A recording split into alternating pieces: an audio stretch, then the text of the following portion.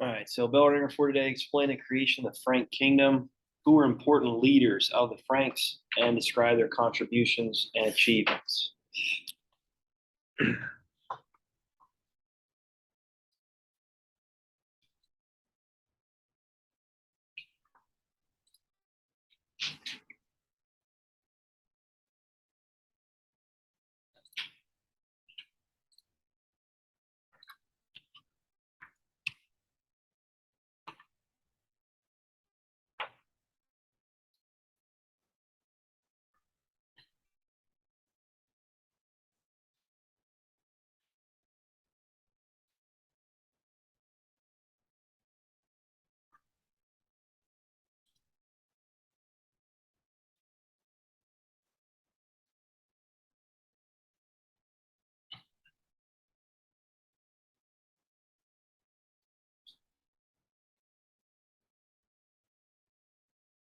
What's up, Ozzy? The sky, number one. Oh, jeez. Okay. Number two, I don't have my iPad with me. My mom was bringing it. And I think she's, well, I gotta check my phone. Ozzy, put your phone away. Phone? And your iPad is out. She's here. Oh, is she? I'm over to the office. Scan out, okay? That's the day he read. Yeah, Ozzy, stand up and you can't do it. Wow. I think your iPad. Bell ringers, we have most of this kind of space. Can't log in.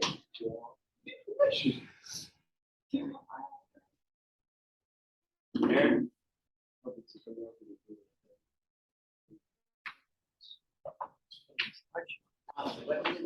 I signed that.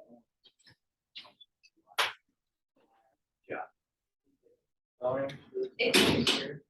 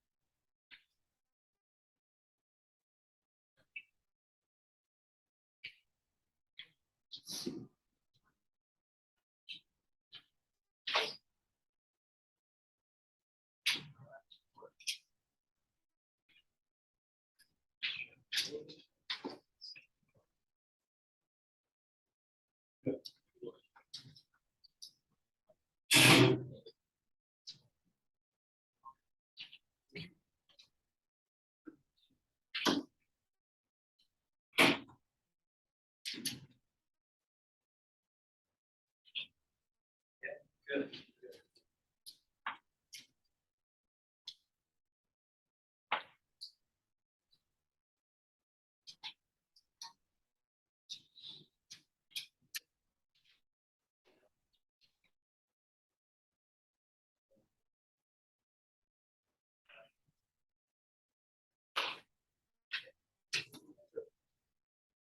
All right, so let's go over this real quick. The Franks, what do we know about the Franks?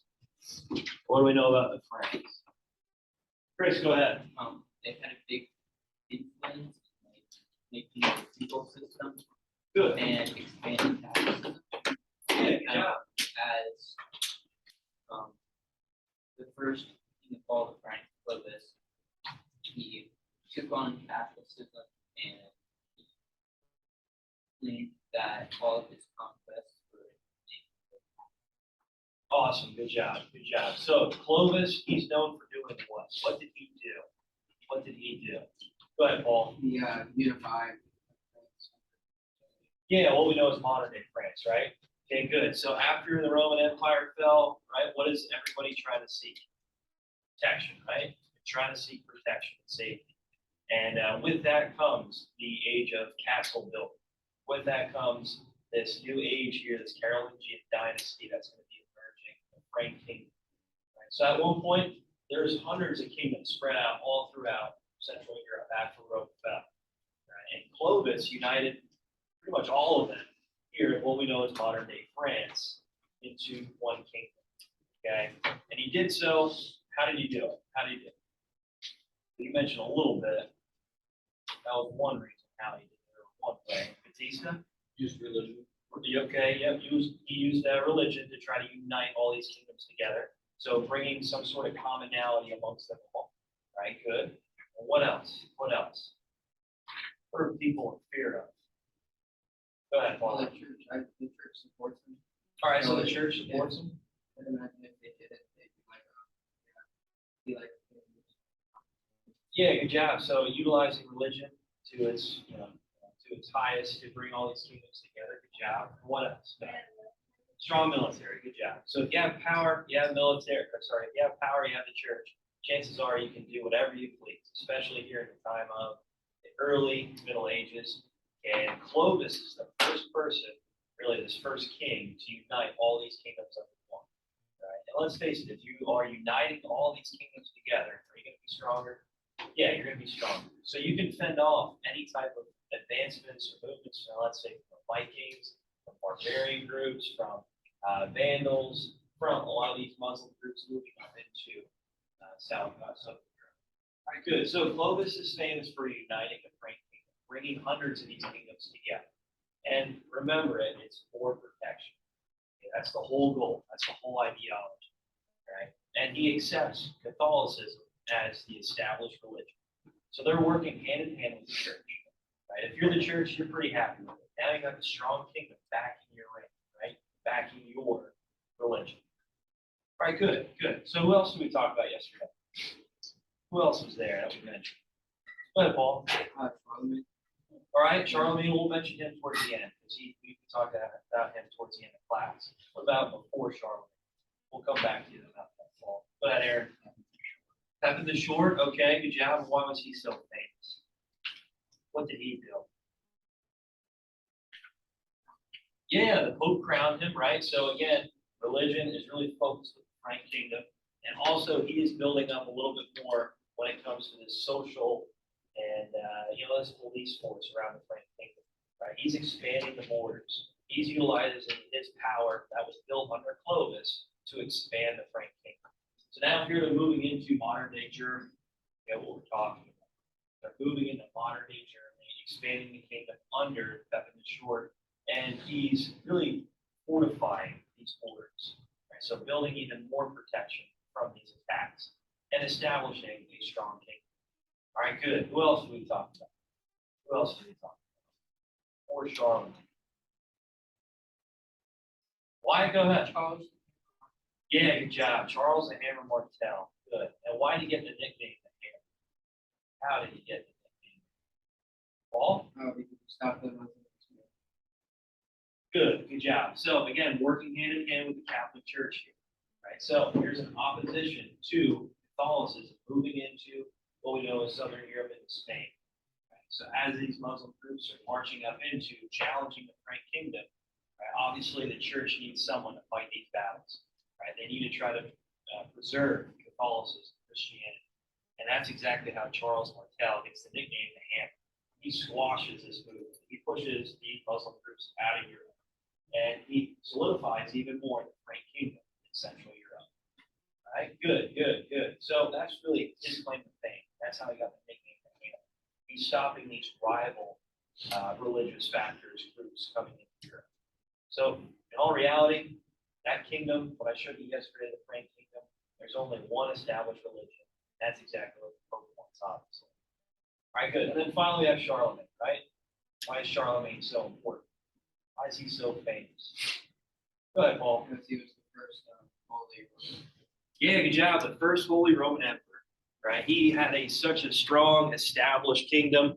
All right, he fought off a lot of these barbarian groups, these Viking groups, the Vandals, and he protected the kingdom from rival religious factors, groups moving in. So real quick, I just want to show you a little bit of the artwork and the style under Charlemagne, under the Carolingian Empire, the era of this time period. All right, so like I was mentioning, here's what the kingdom looks like under Charlemagne. As you can see, it's pretty much all of Central Europe, right? He conquered, he secured, he protected the people within this kingdom, right? And that's why he's known as one of the strongest rulers of the time period, right? Like I mentioned yesterday, Napoleon, I'm sure you guys heard of Napoleon before, he looks up to Charlemagne. He sees Charles I, that's his other name, Charlemagne, Charles I, as one of the strongest emperors of the time period. And he's uniting the people, all these kingdoms within Central Europe, right? And if you unite all these kingdoms together, chances are you're going to be strong. You're going to be powerful. And for the Pope, for the Catholic Church, they see this as an asset. They see this as a form of a weapon, right? So he can use this kingdom to maybe challenge any other religious factors, any other religious groups. And that's going to link directly into what? What are those holy wars called again? Connor, go ahead. The Crusades. Yeah, good job.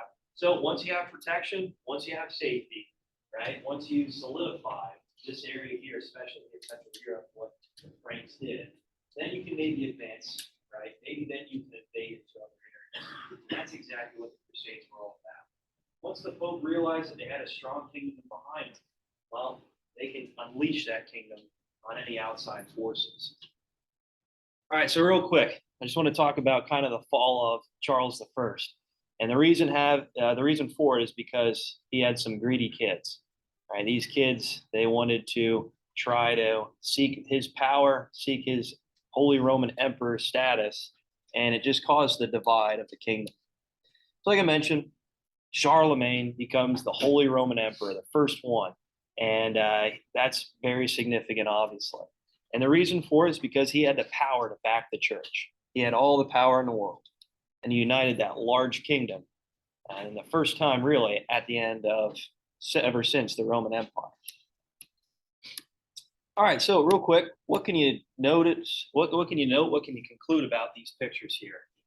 What do we see? What do we see? What do we think?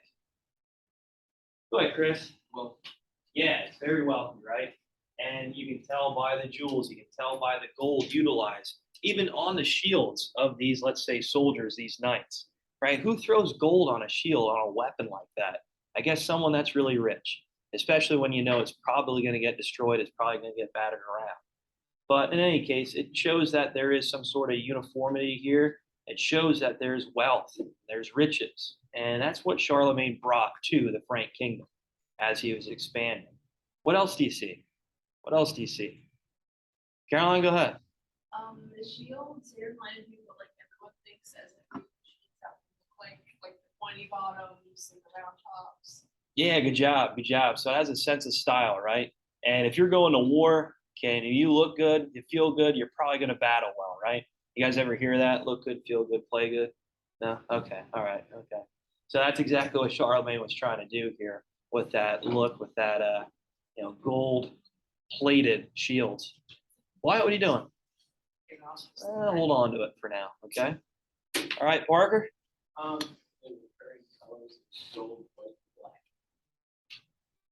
Okay, all right, so reoccurring colors. So maybe for the kingdom, that's exactly what the Lord, the King, Charlemagne wanted to choose to represent his kingdom, okay?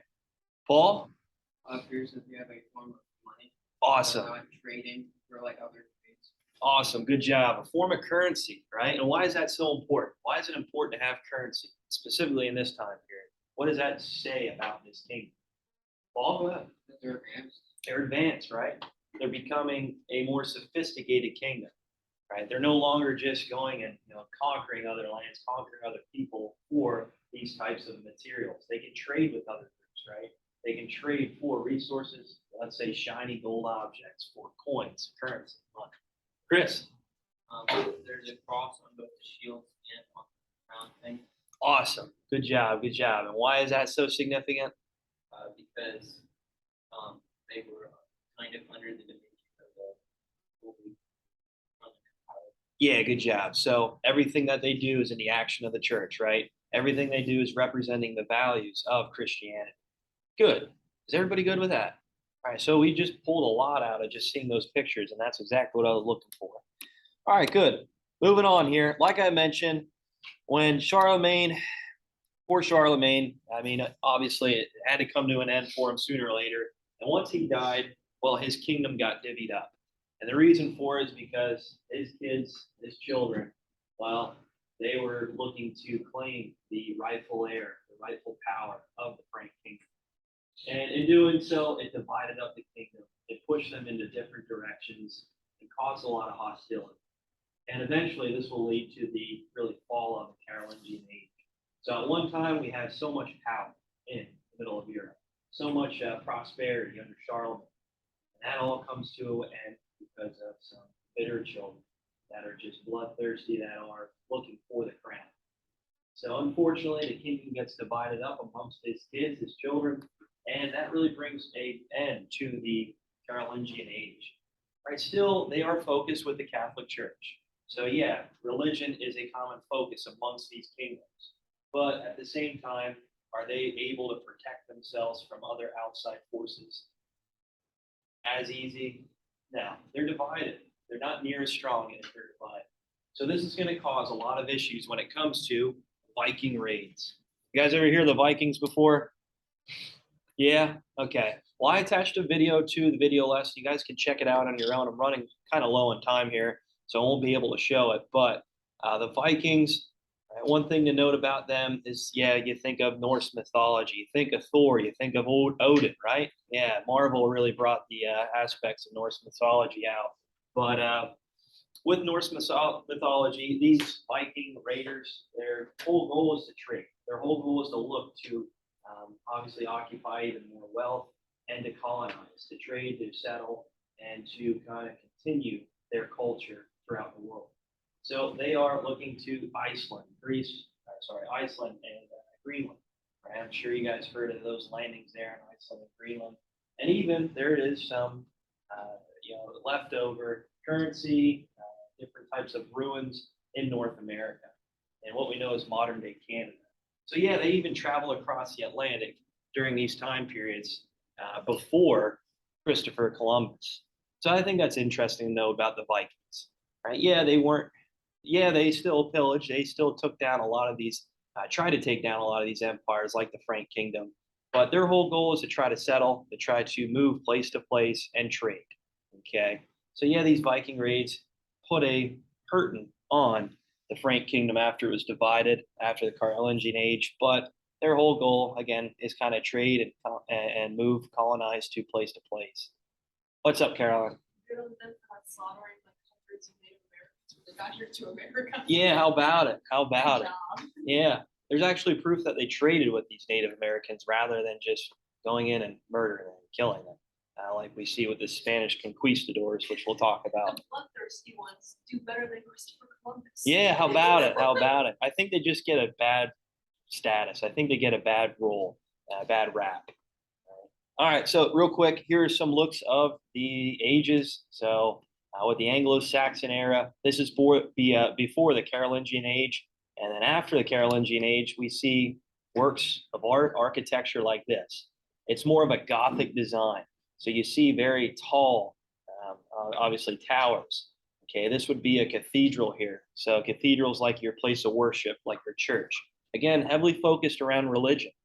Okay. Moving on here, here's another cathedral, again, another church that really brings the essence.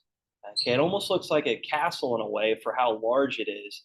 But in any case, like I mentioned, religion took a huge role in the Frank Kingdom, right, as they're prompting and pushing Christianity. Look at that. That's beautiful, isn't it? How about it? How about it? Here's kind of the insides of these castles, or sorry, these churches, sorry. And as you can see during this time period, this Gothic look, this Gothic architecture is kind of balanced with Romanesque architecture as well. So with the columns, you'll see with Romanesque, you'll see more square block looking structures. And with Gothic, you see high arches. Okay, very detailed designs when it comes to religious looks. And during this age, they combined the best of both, right? And I'll show you a little bit more examples of certain churches with Romanesque features and Gothic features. And you can even go around town and look at some of these churches and pick out, oh, that's a Gothic look, the way the arches are shaped. And then you can look at other different churches or buildings and see that they are Romanesque look. All right, so here's artwork. Okay, I'm sure you guys heard the book Beowulf, right? Yeah, I'm sure you heard Beowulf before. They made a movie not too long ago about Beowulf. Okay, again, Anglo-Saxon before the Carolingian age. And then through the Carolingian age, we see books and artwork, really lathered with gold and different fonts to represent just a little bit more of a rich culture. All right, so here's other looks of Christianity, of religion being a heavy focus of artwork and literature and writing. All right, so here's more looks of it, drawings and pictures now infused within the novels and the books, the stories, same thing. Okay, again, more artwork infused, bringing on the Renaissance here. All right, okay, so real quick, I just want to show you a video of what, well, first I got two terms for you, and then I want to show you a video of entertainment during the Middle Ages. I think you'll enjoy it. I think you'll like it.